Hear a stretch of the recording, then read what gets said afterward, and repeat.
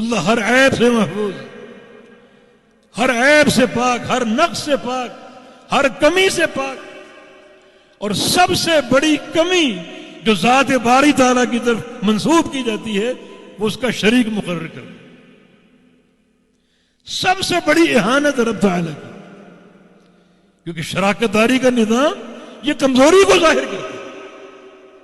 دنیا میں بھی آپ کسی کو پارٹنر کرتے ہیں، اپنا کاروباری شریک بناتے ہیں، کسی کمزوری کی بنا، سرمایہ کی کمی ہے، افرادی قوت کی کمی ہے، تو آپ کسی سے کہ آؤ مل کر یہ کاروبار کر لیں.